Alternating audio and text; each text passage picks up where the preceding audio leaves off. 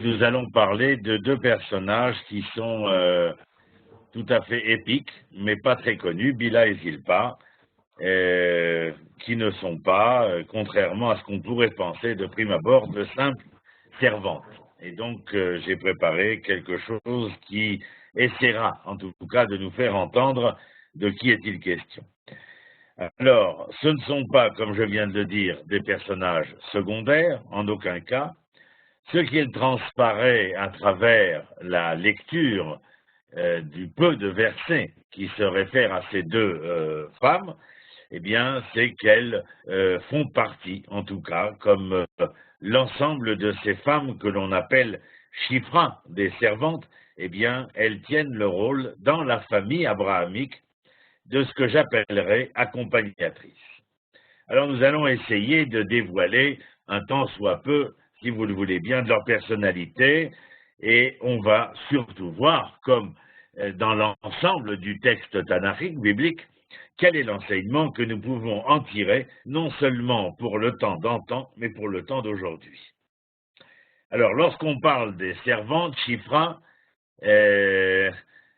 certains de nos sages veulent nous faire entendre Shifra, le Shin à la place d'un Samer, et on entendrait donc non pas Shifra, mais Nispar, en clair, la Shifra, et en français nous l'entendons ainsi, la servante, c'est-à-dire celle qui est au service d'eux. Alors nous allons voir au service de qui? Eh bien, elles sont, ces femmes-là, mais nombre d'autres, elles sont au service d'une personnalité féminine tout à fait centrale, de manière générale. Elles seraient, si je peux m'exprimer ainsi, l'ombre de ces personnages, c'est-à-dire de ces personnalités féminines, une ombre dont je dirais qu'elle est révélatrice d'une source, chez la servante en tout cas, par trop lumineuse, mais dans l'ombre, et par trop insaisissable, car elle n'est pas au centre de la scène foncièrement. Alors on la retrouve, cette Shifra, et j'ai pensé à deux exemples qui sont frappants, d'abord pour la leçon qu'il nous enseigne, mais aussi concernant la stature et le statut de la servante. La première, elle est dans ce premier makor, cette première source que nous trouvons dans le Talmud de Yerushalmi, la Gemara de Megillah, et où il nous est compté, sans rentrer dans le détail des choses, que des Tanaïm, c'est-à-dire les auteurs de la Mishnah de cette époque-là, avaient des difficultés avec la langue hébraïque. Alors ils voulurent demander à Rabbi Yehuda Hanassi, qui était le maître de l'époque, le maître à penser, le maître qui transcrivait, bien entendu, le savoir oral, eh bien, ils voulurent lui demander. Seulement, ayant un peu honte de le déranger, ils entendirent la servante s'exprimer dans un hébreu des plus limpides. Alors, ils se demandèrent, ils se demandèrent s'il était possible d'obtenir réponse auprès de cette femme, ce qu'elle fera, bien entendu. Et ainsi, nous apprenons que, d'après le texte que j'ai devant moi également, et que vous avez devant vous, eh bien, que une forte personnalité centrale, comme Rabbi Yehuda Hanassi, eh bien, était capable de faire irradier de cette personnalité une non moindre lumière essentielle sur son entourage, et en tout cas ici, précisément la servante. Mais il y a un autre cas de figure qui est important et qui est rappelé aussi dans le Talmud de Yerushalmi, dans le traité de Kilaï, mais aussi dans le Talmud de Babylone, traité de Ktuvot. Et là, bien entendu, c'est la plus célèbre qui va avoir des occurrences, en tout cas personnellement, dans le cadre de mes anciennes activités médicales, étant donné que j'étais responsable des soins palliatifs à l'hôpital Hadassah concernant les malades en fin de vie. Alors bien sûr que le propos nous a entrepris, et qu'il a entrepris l'ensemble des législateurs hébraïques, à savoir que Rabbi était, on dit aujourd'hui, en fin de vie, c'est-à-dire qu'il était agonisant. Les sages, bien entendu, comme nous l'entendons, encore aujourd'hui, vont demander de faire des prières, des télim, etc., afin de changer le décret divin et que cette personne ne vienne pas à mourir.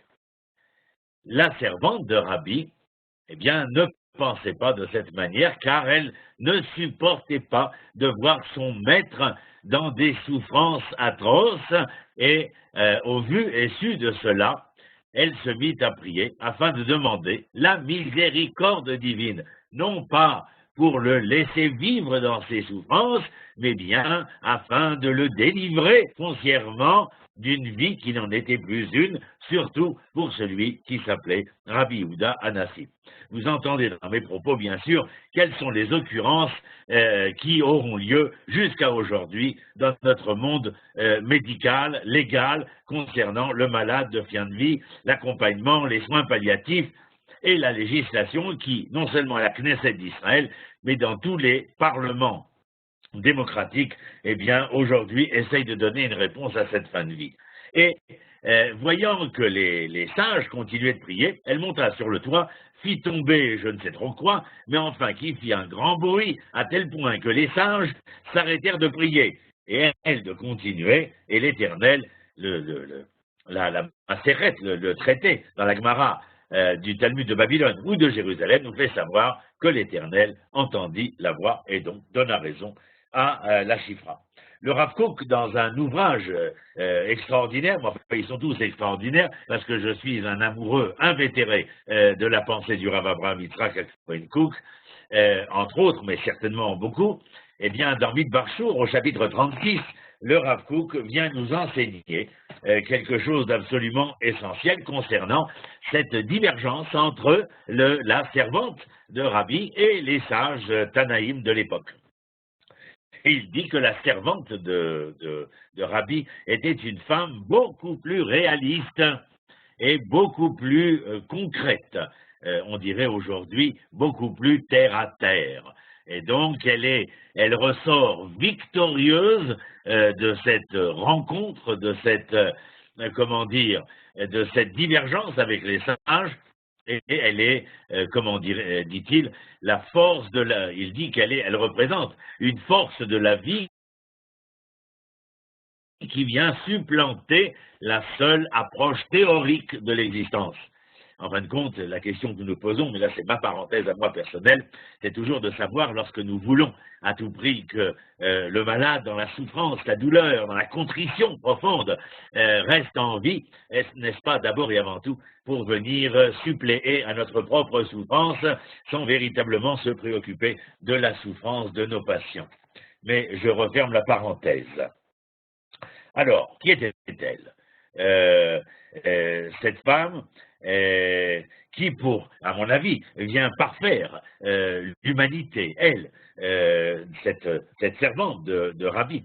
Mais, Bila Zilpa, dans un instant nous verrons Dvorah, la servante, la nourrice de Rivka, la sœur de Sarah, n'auront pas le temps de voir tout le monde, mais enfin, elles sont nombreuses, ces femmes, à parfaire l'humanité, pourrais-je dire, grâce aux apports minimes et serviles qui accompagnaient la personnalité centrale. Oui, je dis minimes parce qu'elles sont des succédanées de l'histoire, elles sont secondaires dans cette histoire, et serviles, parce que c'est leur rôle d'être au service d'eux. Mais comprendre, bien entendu, que par l'exemple que nous avons donné, il y a des relents, des occurrences concernant les personnalités de Bila et de Zilpa. Alors, était-elle véritablement servante ou bien autre chose aussi? Voilà ce qu'il est dit dans je ne sais pas si on voit dans les textes que j'ai voulu mettre en ligne, voilà, Bereshit. Alors je crois que le premier que je voulais vous montrer, c'est celui-ci, Bereshit la Medzaïn Pasuk Bet, où il est dit, les Toldot Yaakov Yosef, voici les générations de Yaakov, Ben Sheva, de Yaakov, Yosef Ben Sheva Esrei, c'est-à-dire de Yosef, l'enfant de Yaakov. il avait 17 ans, à Yaroé, Terham, comment dire, il était berger, lui aussi, mais ça c'est une toute autre histoire que d'en parler, et quoi? Eh bien, je mettrai ici en gras, Veu Nahar et Bene Bila et Bene Zilpa. Yosef, qui n'est pas des moindres dans l'historiographie et l'historiographie biblique, eh bien, a un attachement, s'attache et développe un attachement particulier à, justement, aux enfants, comme vous le voyez dans le texte de Unnahar et Bene Bila et Bene Zilpa, les enfants de Bila et de Zilpa. Alors, bien entendu, il y a là non seulement les enfants de Bila et de Zilpa, mais nous ne sommes jamais que les enfants de nos parents, et en général, comme dit la Gemara, lorsque nous voyons un garçon ou une fille être, honnête, ordonné, juste, etc., eh bien, nous disons quelle chance ont ses parents. Donc, vous voyez que là, l'attachement de Yosef aux enfants de Bila et de Zilpa, eh bien, vient révéler, en tout cas, une approche tout à fait reconnaissante, respectueuse vis-à-vis, de leur mère, c'est-à-dire de Bila et de Zilpa. Il s'approche d'eux, il n'y a pas de longs pas à faire pour imaginer peut-être, comme dit le texte dans le Tanakh, je crois que c'est dans le premier livre des rois, où il y a marqué Vayarkem Mikol Adam, qui est repris d'ailleurs par les Pirkei Avot, où il dit Ezou Chacham, qui est le sage? Eh bien, Alomed Mikol Adam, celui qui apprend de tout un chacun. Alors, vous voyez, il aurait pu s'approcher de ses frères, enfants de Léa. On aurait pu parler du lien éminemment sentimental entre Yosef et Binyamin, mais le texte biblique a trouvé, à bon escient, de venir et de signifier l'attachement de Yosef à ses frères, à ses demi-frères, enfants de Bila et de Zilpa. Et voici donc que nous pouvons ainsi prendre conscience qu'il vient, aussi être proche de ces deux femmes, de ces enfants, et être, à l'écoute, à l'entendement de ces personnages. Ce sont, nous pourrions dire, d'une certaine manière, les petites gens, en général, s'intéressent aux grandes, parce qu'elles ont l'impression, lorsqu'elles approchent les grandes gens, alors qu'elles deviennent elles-mêmes grandes. Mais en vérité, elles en oublient, à mon avis, bien entendu, le merveilleux que nous trouvons dans l'infiniment petit, et c'est peut-être pour cela que Yosef était si proche des enfants de Bila et de Zilpa. Chifrot, disent nos sages, vient nous faire entendre chez Parot, Chifrot, Shin Parot. Elles étaient des moindres, et pourtant, elles étaient des moindres comme Yosef, qui n'était pas, malgré le rejet fraternel concernant Yosef, il n'était pas des moindres. Mais vous voyez qu'en fin de compte, à mon humble avis, bien entendu, Yosef, comme Bila et Zilpa, sont loin d'être des moindres. Et je crois qu'on l'a marqué ici, les Toldot Yaakov Yosef Ben Sheva Esrei Shana, Aya Roé et Echav Betzon Vunar et Bene Bila et Bene Zilpa. Regardez ce qui est marqué, Neshe Aviv, Yahvé Yosef et Dibatam Ra'a El Avihem. Ici, ce qui est important, c'est de lire Neshe Aviv, à mon humble avis, c'est-à-dire qu'il les reconnaît comme étant les épouses. J'écris ici, il entend leur statut d'épouse, il entend leur statut de féminité, bien entendu, et il les appréhende, à mon avis, lorsqu'il est adjoint Neshe Aviv, à mon avis, il les appréhende comme je suis presque bergsonien à ce moment-là, quand je dis un supplément d'âme, il leur accorde pour Yaakov, c'est-à-dire qu'elles ne sont pas là simplement comme des concubines, comment les appelle-t-on aujourd'hui, des mères porteuses, que Dieu nous en préserve.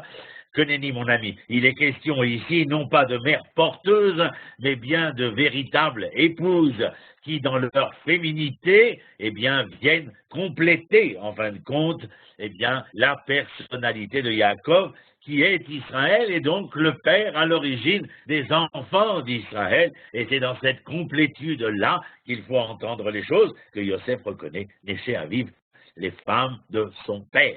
non plus, ni plus ni moins. Voilà, je pense que c'est très intéressant. Quelquefois, concernant les chiffrotes, eh bien, il sera question de Pilegesh. Pilegesh, c'est, comme je viens de le dire il y a un instant, cette approche un peu négativiste, c'est-à-dire la concubine, la mère porteuse. Je vous ai dit que je pense que, oui, le texte le dit, pas seulement concernant Bila et Zilpa, concernant nombre de femmes qui accompagnent les héros bibliques, et celles qui les accompagnent ne sont, encore une fois, je le dis, je le répète, non moins des héroïnes, mais en tout état de cause, nous retrouvons, comment dire, la Shifra comme étant appelée en hébreu Amma.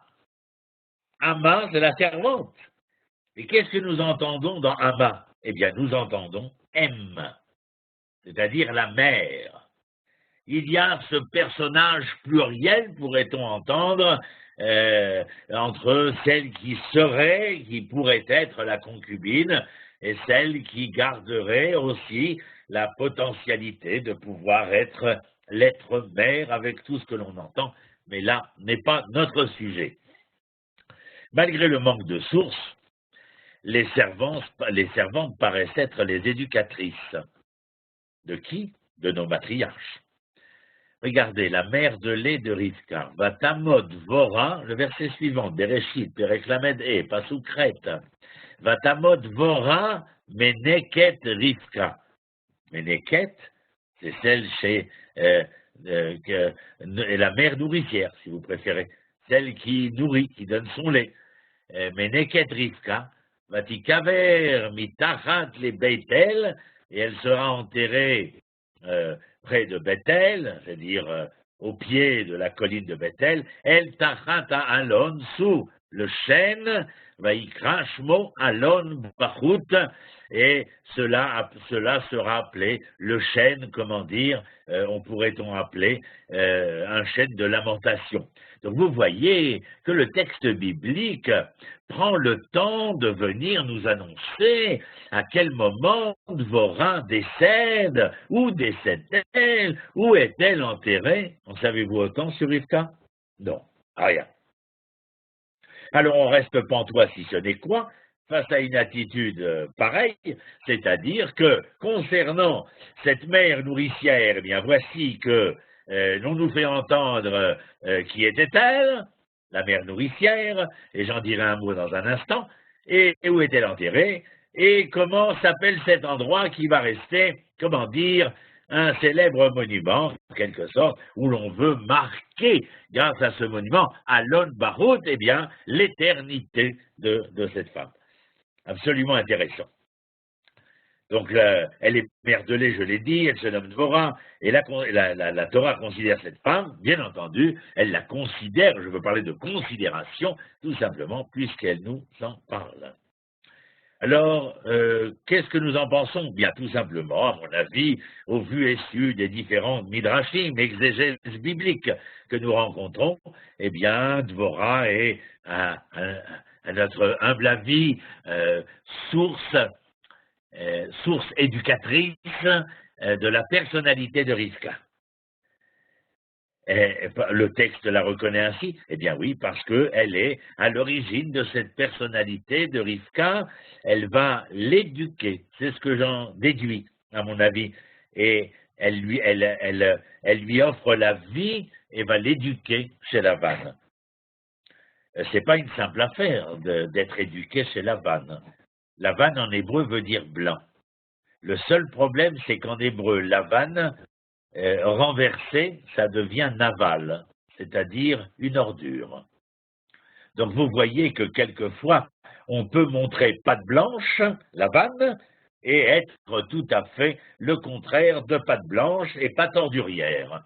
Eh bien, être, comment dire, Rivka dans un milieu ambiant aussi dégénéré, il fallait qu'à côté d'elle, pour qu'elle devienne l'épouse de Yitzhak, en tout cas, cette personnalité qui fera tellement parler d'elle, il fallait que sa servante, c'est-à-dire celle qui était au service d'elle, nous l'avons dit tout à l'heure, comme un succédané, en retrait de la scène, dans un rôle secondaire, etc. Et pourtant, elle va donner un sens à la vie de Rivka. Je vous rappelle qu'elle est la mère nourricière, et quand la mère nourrit de son sein, il n'y a pas que le lait qui est absorbé, il y a non seulement le lait, bien sûr, les protéines qui vont protéger, donner une immunité dévoilée et révélée pour empêcher d'attraper les maladies infantiles, et au-delà de cela, qui reste totalement matériel, de la même manière que Yocheved va donner le sein à Moshe pendant 3 années avant qu'il ne soit élevé par Bathia, eh bien, en donnant ce sein, les mères ou la mère nourricière, ici, Dvorah, font passer bien plus que le lait, elles font passer tout l'esprit qui se dégage dans ce lait nourricier. Et en fin de compte, la nourriture que je mange, d'ailleurs très à propos, avec les parachiotes que nous lisons ces dernières semaines, les aliments que j'absorbe, eh bien, ne sont pas n'importe quel aliment, et donc nous voyons que l'alimentation est porteuse non seulement de bienfaits physiologiques, mais non moins spirituels et psychologiques. Voilà. Je continue. Une question, c'est possible? Oui, si quelqu'un a quelque chose à dire, il peut oser. Moi, c'est marrant parce que j'ai il me semble que Dvorah, on n'en parle que dans ce passouk, et c'est intéressant de voir que c'est juste quand elle va mourir qu'on va en parler. Ben oui, parce que vous savez à quel moment nous devons nous réjouir, certainement pas à la naissance de l'être, mais à la mort de l'être. À la naissance de l'être, nous devons nous lamenter, car nous ne savons pas ce qu'il deviendra. Mais à sa mort, nous sûmes ce qu'il fut, et au vu et su de cela, eh bien notre réjouissance est jubilatoire. Voilà. C'est une bonne leçon pour les individus qui devraient se remettre en question par rapport à l'abrutissement des masses. Donc je continue avec... ah oui, alors bien sûr, Dvorah, moi j'en ai pas fini. Hein. Comment dire, Johan a raison, un seul verset, mais alors, non des moindres, puisque regardez ce que je trouve en plus. Elle s'appelle Dvorah, à la limite, je vais m'accorder un petit sourire, on aurait pu l'appeler Maya. Pourquoi? Parce que l'abeille, bien entendu. Mais je referme le petit sourire, bien entendu, je redeviens sérieux. Donc, elle s'appelle Dvorah, qui est en fin de compte l'abeille, et l'abeille, eh bien, l'abeille va donner son miel. Regardez, c'est intéressant parce qu'elle s'appelle Dvorah. La Dvorah est intimement liée à ce que nous appelons le miel. Elle est mère nourricière, elle donne du lait. Et alors, ça nous rappelle quelque chose, Johan. Et moi, je vous donnerai une terre où coulera le lait et le miel. Et nos sages nous disent, oh, du lait et du miel, voici un cadeau empoisonné. Pourquoi donc, votre majesté? Eh bien, parce que le lait est originaire du sang et que le miel est originaire de l'abeille. Le sang et l'abeille sont impurs. Oui, mais réfléchissez un peu, Hébreux que vous êtes. C'est justement la force d'Eretz Israël de transformer l'impur en pur. Voilà, Dvorah est celle qui est capable, comme dit dans le Shirachirim, chapitre 4, verset 11, pour ceux que ça intéresse, Dvash vechalav tachat leshonecha, c'est-à-dire qu'elle, comme dit dans le livre de Job, au chapitre 14, verset 4, mi item taor mitame, qui donnera le pur de l'impur. Et la Gemara dans Kiddushin de dire bonim berol ou mekachim, c'est-à-dire que nous construisons dans le profane, c'est-à-dire dans ce qui n'est pas encore insufflé de vie, pour ensuite insuffler la vie. Le même processus que le corps et l'âme, bien entendu. Bon, vous avez compris, c'est pas difficile. Donc Dvorah, elle est absolument fantastique. Et je vous dis, il y a ce fait qu'on en parle au moment où elle meurt, bien entendu, parce qu'elle est énorme. Non, énorme, ça fait plus Fabrice Lucchini. Bon, elle est extraordinaire, quoi, en vérité. On ne peut s'empêcher de faire un parallèle entre Bila et Zilpa, oserais-je, parce qu'elles furent très certainement, comme je l'ai dit tout à l'heure, les guides, j'ai bien dit, et les éducatrices de, comment ça s'appelle, Léa et Rachel. Je ne pense pas qu'elles aient pu être autre chose. Quelles sont les origines de Bila et de Zilpa? Alors là, je vais vous clouer au siège.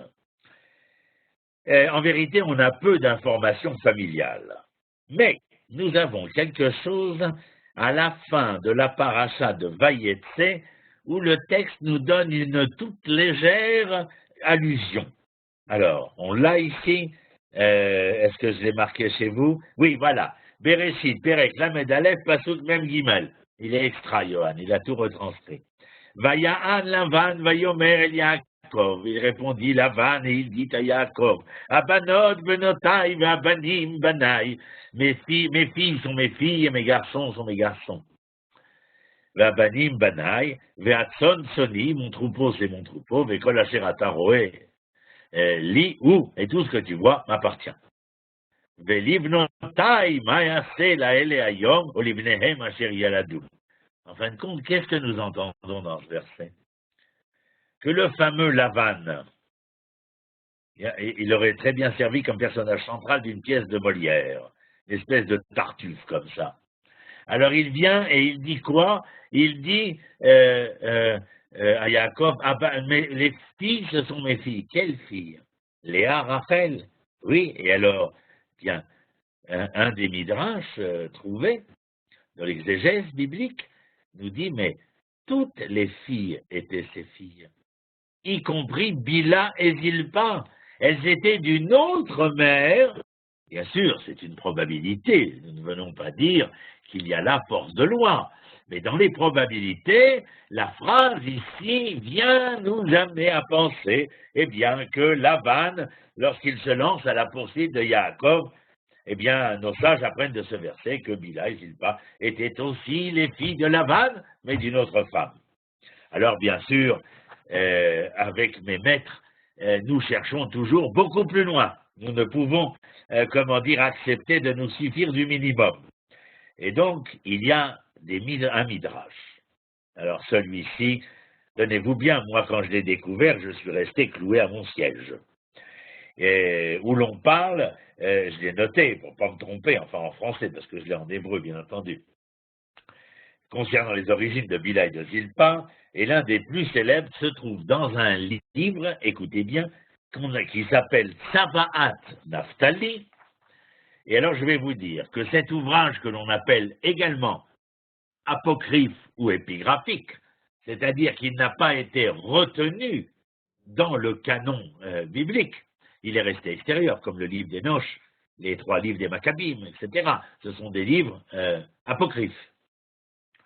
Eh bien, cet ouvrage aurait été écrit avant la fin du Second Temple, Tsavaat Naphtali. Et vous savez qu'est-ce qu'on y trouve là-bas? Je vous le donne en 1000. On y trouve l'arbre généalogique de Bila et de Zilpa. Et on nous avait caché ça. Incroyable. Heureusement que Johan a mis ses cours en ligne. Ça nous permet de découvrir des choses qu'on avait voulu tenir secrètes.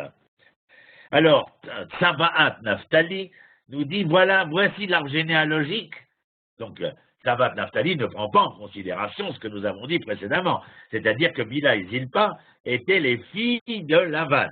Et regardez ce qu'il dit. Et c'est très intéressant. Moi, personnellement, ça m'a laissé, comme je vous l'ai dit tout à l'heure, pantois. Premièrement, quel était le nom du père de Zilpa et de Bila? Je le donne en 1000. Il s'appelait Achoti. Quoi, ma sœur, c'est mon père? Mais non, mon père s'appelait Achoti, c'était pas ma sœur. Alors, mon père s'appelait Achoti, et non ça, dans le Midrash, là-bas, on vient rappeler, à la limite, des propos du roi Salomon, où il disait « Amor la chokhma Achoti at ». Pour ceux que ça intéresse, c'est au chapitre 7, verset 4 du Michelet de Shlomo Améler. Et mort la chokhma achoti at. Incroyable. Dis à la sagesse que tu es achoti. Donc le nom du père achoti. Vous me direz, et alors quel rapport avec la chokhma? Bien, cette chokhma qui avait été perdue par la faute d'Adam Arishon, qui s'était perdue dans le temps et l'espace de l'histoire de l'humanité, et que nous voudrions retrouver grâce à ce personnage qui apparaît dans l'histoire familiale d'Abraham Avinu à travers la lignée de son frère Nahor. Incroyable, on peut devenir fou avec des histoires pareilles. La Chorma est donc perdue à la suite de la faute d'Adam Arishon et ramenée à bon port au sein de la famille de Yaakov. Voici une autre preuve du lien familial. Il a noté, voilà, Bereshit Perek Lamed Zayin. Vata'ar od vateled Bila, Shifrat Rachel. Bila, c'est la servante de Rachel. Ben Sheni le Yaakov. Vatomer Rachel, écoutez bien. Naftoli Elohim, Niftalti imachoti. Naftoli, c'est comme un combat, c'est-à-dire une rencontre qui, de par la divergence, m'engage à devoir, combattre l'autre, le convaincre. Niftalti imachoti, gam yacholti, vatikra shmo naftali, et comme j'ai réussi à vaincre, alors de qui parle-t-on? Je vous le donne en mille. Bereshit Perek Lamed Pasuk Zayin. Imaginez-vous qu'avec cette exégèse de la fin qui précède la fin du deuxième temple, Achoti, est-ce qu'elle parle de sa sœur ou est-ce qu'elle parle du père de sa sœur? Et qui donc nous laisse supposer, bien entendu, à ce que ce Achoti-là ait eu un comportement vis-à-vis de ses filles qui aurait voulu empêcher, en fin de compte, cette adhésion à la lignée d'Abraham, Yitzhak et Yaakov. Très intéressant, n'est-ce pas? Et donc, autre chose que rajoute le Tzavat Naphtali, vous vous rappelez tout à l'heure, on a parlé de Dvorah, qui est la mère nourricière de Rivka. Eh bien, le Tzavat Naphtali dit qu'elle est la sœur de Achoti. C'est donc que Dvorah est la tante de Bila et de Zilpa. Incroyable! Alors, bien sûr, il va falloir que nous sachions quel en est l'intérêt de tout cela, bien entendu. Le père d'Achoti et de Dvorah, qui était-il? Ben, si, j'ai fait un petit tableau, c'est même pas un tableau. Regardez, Achoti, c'est le père de Bila et de Zilpa. Au-dessus, vous avez Chava. Chava, c'est la femme d'Achoti, mais elle nous rappelle une autre Chava, Nahon, qui dans sa féminité est l'homme et Chochma, la femme est Bina. Achoti, c'est l'homme, Chochma, la sagesse, ou comme dit le Maharal de Prague, Koachma, la force du quoi, et Bina, l'intuitivité, l'esprit logique, c'est Chava, c'est-à-dire celle qui s'appelle Chava, qui ne veut pas dire simplement Ève, mais Chava, c'est celui qui est capable de vivre quelque chose. C'est la raison pour laquelle l'homme sera celui qui dira « Tiens, je vois des nuages noirs, qu'est-ce ?» Et la femme de lui répondre quand il y a des nuages noirs, par intuitivité et logique féminine, il va donc pleuvoir. C'est la raison pour laquelle, la fin de l'Avdallah, les hommes donnent les senteurs de la bougie Chochma aux femmes, non pas parce qu'elles manquent de la Chochma, mais étant au degré de la Bina, eh bien, il faut qu'elles ressentent un tant soit peu de cet homme qui les accompagne et qui a tellement besoin d'elles, puisqu'à l'origine, c'est l'homme qui perdit sa côte, et la femme qui resta le complément, alors que l'homme était à sa recherche dans un manquement total. Extraordinaire, n'est-ce pas? Moi, je fais ça 23 heures sur 24 toute la journée. Alors, le père d'Achoti, regardez qui c'est. Alors, le père d'Achoti et de Dvorah, donc, s'appelle Outz. Nos sages, Outz, c'est le père d'Achoti et de Dvorah. Et Outz, c'est la Ratson Amekori, c'est-à-dire celui qui est à même de révéler la première volonté. C'est divine, bien entendu. Et Dvorah, vous vous rappelez, Dvorah, la sœur d'Achoti, la fille de Outz, eh bien, Dvorah, c'est Taor Mitamé, celle qui est capable de transformer l'impur en pur. Donc, vous avez là, avec ces personnages, comment est-ce que je l'ai écrit ici?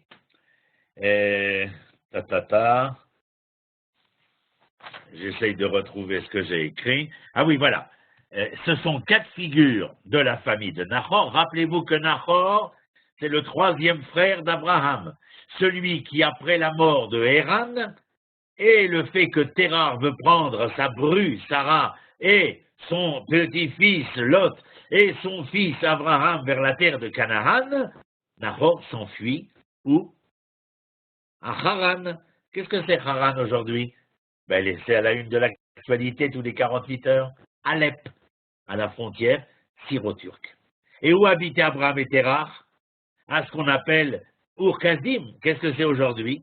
Bassora, à la frontière irako-koweïtienne. Incroyable, incroyable. Il va bien falloir qu'on s'arrête pourtant. Donc, 4 figures qui représentent, regardez, ces 4 figures, Chava, Achoti, Utz, Dvorah, 4 figures qui représentent la face cachée du monde qui ne se dévoile guère, et je pourrais rajouter qui n'en pense pas moins. Et donc, vous comprenez combien, aujourd'hui, lorsque nous sommes dans l'époque que nous vivons, le Rav Kook le disait déjà, mais par la suite, le Rav Ashlag aussi, eh bien, nous devons partir à la recherche du sens de ces 4 personnages. En clair, qu'est-ce que je veux vous dire? C'est que la vérité se trouve foncièrement dans le propos kabbalistique, dans le propos zoharique, c'est-à-dire dans l'enseignement du Harizal. C'est la période qu'il faut aujourd'hui expliciter pour comprendre et entendre le sens véritable du processus de l'histoire dans lequel nous sommes insérés. Je vais vous donner une autre nouvelle il est extraordinaire ce Tzavat Naftali. Alors, comment sont-elles, Bila et Zilpa, arrivées chez Lavan? Eh bien, écoutez ce que le Midrash nous dit. Le Midrash nous dit que Achoti, dans les différentes guerres tribales qu'il y avait de l'époque, a été fait prisonnier de guerre, bien entendu. Qui est venu libérer Achoti? Son cousin Lavan. Lavan était le cousin d'Achoti. Pourquoi? Eh bien, parce que le Ouz que vous voyez ici et Bethuel que nous connaissons dans le texte biblique étaient frères. Si on avait posé de telles questions à question pour un champion, ils n'auraient jamais trouvé. Donc, Outz et Bethuel sont frères. Alors, Achoti va avoir 2 filles, nous l'avons déjà dit, Bila et Zilpa. Mais que veulent dire Bila et Zilpa? Eh bien, tenez-vous bien, on nous dit toujours dans cette fameuse exégèse, Tzavat Naftali, Bila porte le nom de Bila parce qu'elle était Mevouelet, effrayée. Effrayée par quoi? Effrayée de devoir prendre le sein, c'est-à-dire de s'allaiter. Et Zilpa, pourquoi s'appelle-t-elle Zilpa? Eh bien, là-bas, le Midrash nous dit, Zilpa, c'est la traduction de Zélopo. Mais Zélopo, ce n'est pas ici. Alors, Zilpa, c'était le nom de la cité où son père, Achoti, avait été prisonnier et d'où il sera libéré par Lavan, son cousin. Et donc, le nom de la cité où son père fut emprisonné, et qu'est-ce qu'elle dit, qu'est-ce qu'on veut dire en lui donnant ce nom? Je n'appartiens pas à cet espace, ce n'est pas dans cet espace étranger que je pourrais être la source de ma délivrance. Eh bien, si Zilpa représente la notion de l'espace, Bila, qui refuse le sein nourricier, qui est apeurée, inquiète par le sein nourricier, le lait qui va lui être donné, eh bien, on peut, faire un parallèle avec le temps qui est l'identité, en fin de compte. Et elle est effrayée, Bila, de prendre le sein, mais elle prendrait le sein de qui? De sa mère Chava. Nous pensons bien qu'il est possible qu'elle prenne le sein de Chava. Et pourtant, Bila et Zilpa vont être éduqués chez Lavan, mais il y a fort à penser que ce n'est pas ni Lavan ni sa femme qui interviennent sur l'éducation aussi bien reçue de Bila et de Zilpa. Et donc il y a de grandes chances pour que ce soit la femme d'Achoti, Chava, qui ait été capable de transmettre un certain nombre de choses. Mais voilà que Bila et Zilpa sont porteuses de 2 dimensions, l'une effrayée par le sein nourricier, c'est-à-dire par le temps, l'identité du temps, et l'autre qui est aussi, d'une certaine manière, à vouloir être représentative de ce qui n'est pas, l'espace. Et donc, elle se refuse à ce temps et à cet espace, et vous allez me demander, mais pourquoi? Eh bien, tout simplement parce qu'elles ne doivent pas servir ce temps et cet espace offert par Chava et Achoti. Elle ne doit pas suivre la lignée de Outz. Non, elle doit suivre la lignée de la sœur de Outz, c'est-à-dire de Dvorah, c'est-à-dire être capable, en étant les mères nourricières de Léa et de Rachel, qui vont être les mères d'Israël, eh bien d'y apporter, regardez le tableau, non seulement la Bina, mais aussi la Chorma, et aussi le Ratson Amekori, et aussi cette capacité de faire du Tahor Tamé. Et c'est cela qui va être insufflé dans l'esprit, dans l'être profond de Léa et de Rachel. Il nous reste encore un peu de temps, Johan, n'est-ce pas? Nos sages continuent et font un parallèle. Zilpa serait en parallèle avec qui? Là aussi, c'est une question à 12 points. Avec Caïn. Quelle était la capacité de Caïn? Constructeur de ville, après qu'il ait tué Abel, bien entendu. Constructeur de ville, ça veut dire quoi? Maître de l'espace. Et Bila, elle est mise en parallèle avec qui? Avec Abel. Abel, qui était-il? Un berger, qui faisait paître ses brebis pour donner son lait. Bila, Abel, la brebis, le lait. Alors la brebis, le lait, c'est le moment, c'est le temps présent, c'est l'identité du temps, et Caïn, c'est l'identité de l'espace, comme chez Zilpa et Bila. Et donc, en fin de compte, l'erreur, la faute, les fautes générées par Caïn et Abel, qu'on retrouve très bien expliquées dans les engendrements de l'oral et de l'écrit du Rav Yehuda Lion Ashkenazi Manitou Zerer Tzadik Livracha, eh bien, Bila et Zilpa vont devoir les taken, c'est-à-dire non pas réparer, mais remettre à l'ordre du jour. Oui, alors qu'est-ce que je veux dire? Quand je dis remettre à l'ordre du jour, ça veut dire remettre en ordre l'ordre du jour.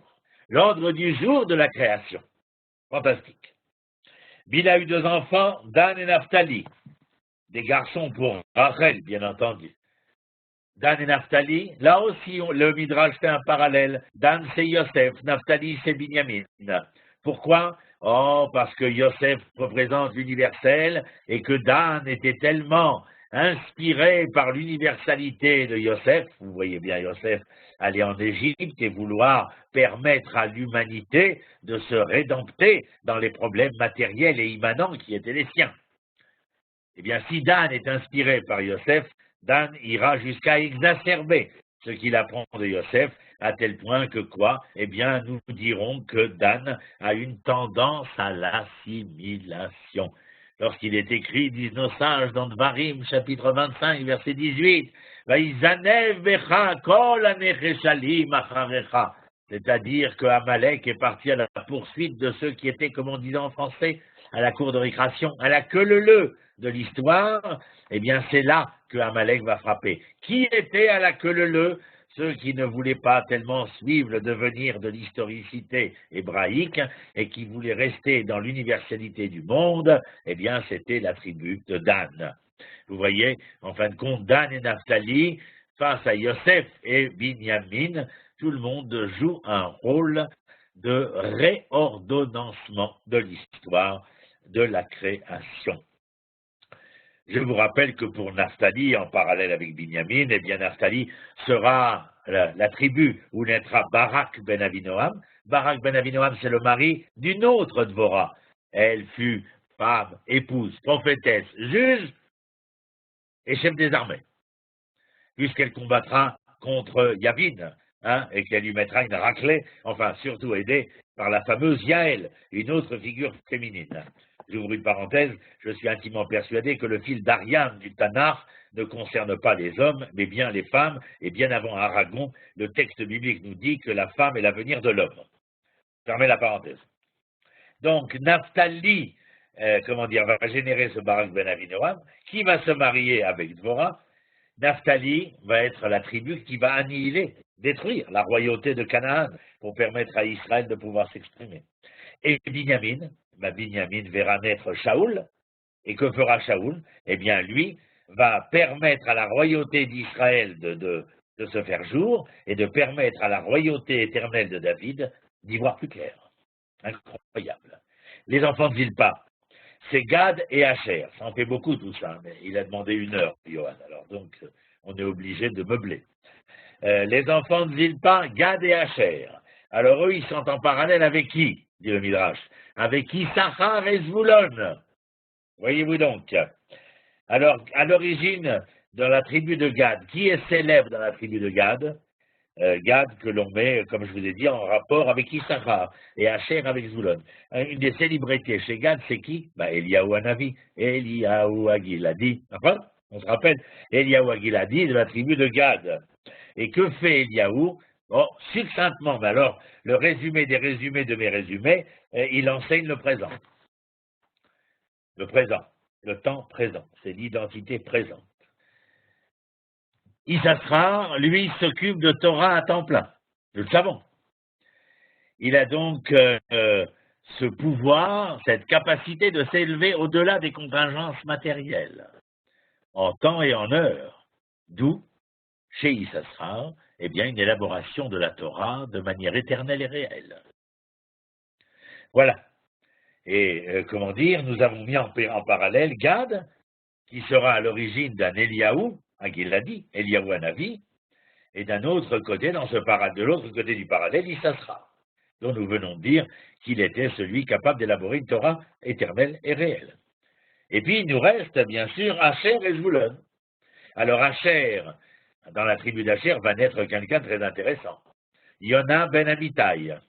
Oh, et sa mère, à Yona, qui était la femme d'Amitai, elle vient de la tribu de Zvulon.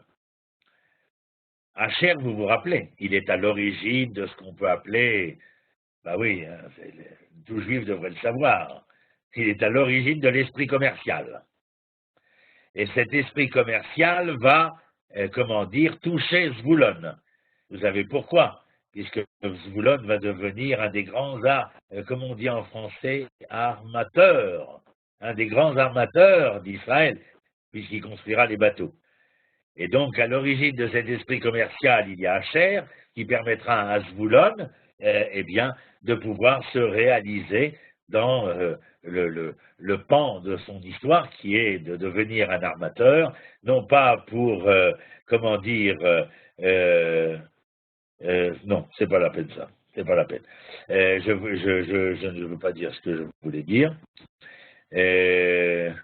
Donc voilà, les enfants de Bila et de Zilpa.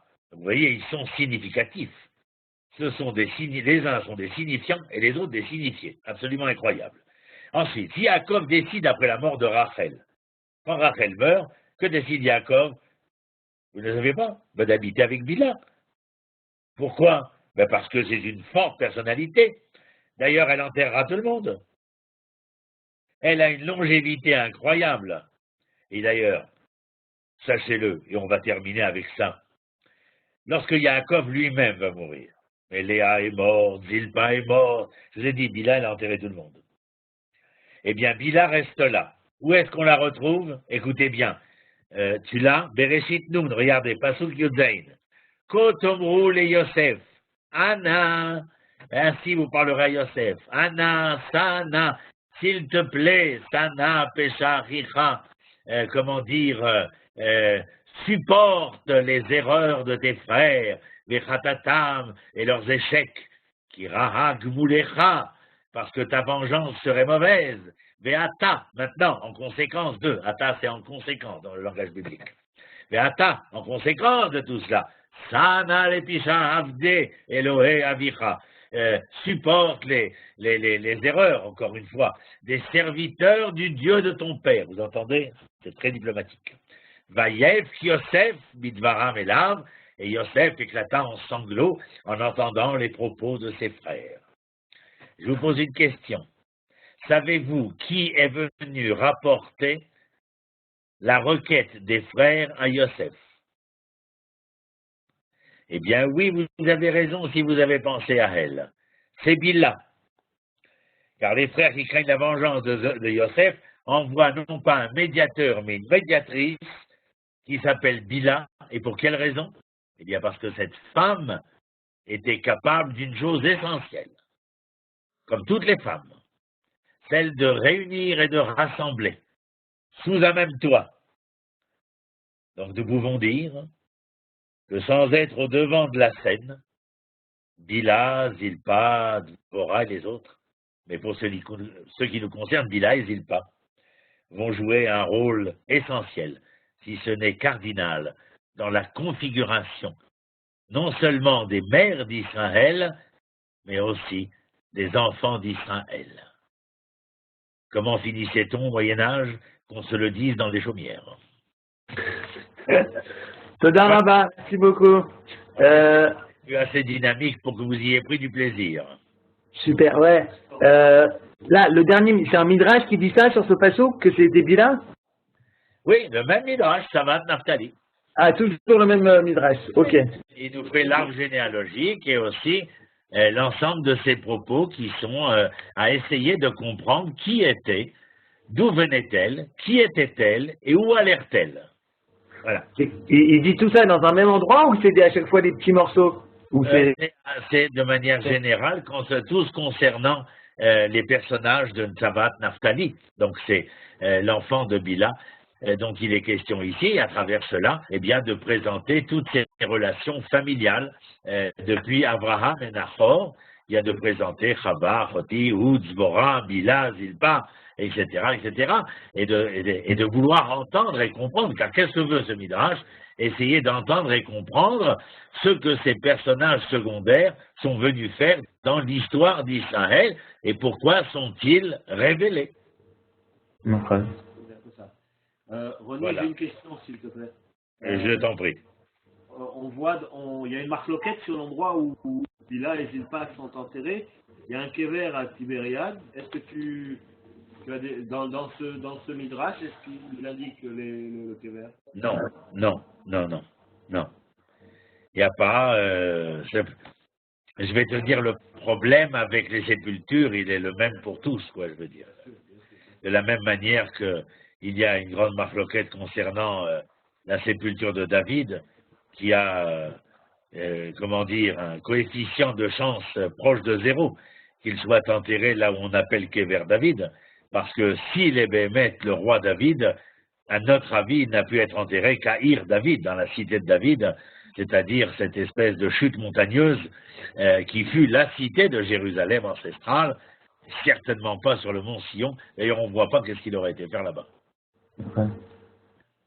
Et David Pinchas, c'est quoi la marloquette? C'est Tibériade ou ailleurs? Je ne sais pas combien on était. Il y a un kéver qui regroupe notamment 4 femmes essentielles. Il y a Tzipora, il y a Bila, Zilpa, et c'est un kéver qui a l'air d'être connu sur Tibériade.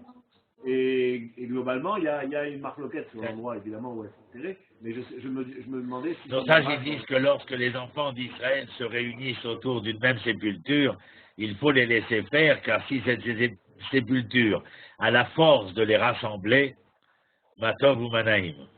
Ah, tout à fait. Voilà, mais je crois que la leçon elle-même, je veux dire, des personnages de Bila et de Zilpa qui passent souvent comme ça à l'as, ce soir, elles ont pris une stature et un statut complètement différentiels. Enfin. Pendant tout le cours, Oni, j'ai pensé au Passouk, au Midrash. Rata Shifra Laïda, Machelo, Yecheskel Ben Bouzé. J'ai pas voulu le mettre. mais j'y ai pensé aussi. Rata Shifra Laïda, Machelo, Yecheskel Ben Bouzé. Mais à la limite, là, c'est peut-être pas pour signifier le rôle de la Shifra, comme pour signifier le statut et la stature de la génération qui sort d'Égypte. Tu comprends? Et donc, il y a la génération, en fin de compte, c'est valable pour nous, bien entendu. La génération de la délivrance a une acuité que les générations du quotidien ne purent avoir. Et ceux qui sont les témoins du rassemblement des exilés, comme de la frondaison et de la fructification, cela acquiert une acuité tout à fait particulière.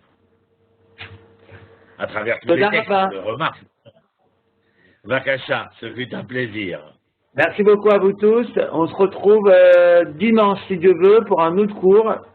C'est l'homme juif dans le couple. Dimanche soir. Voilà. Toda Rabba à vous tous. Shabbat shalom. Et Chodesh Tov aussi. Ah oui, נכון, חודש טוב. Shalom, Chodesh Tov. תודה. להתראות.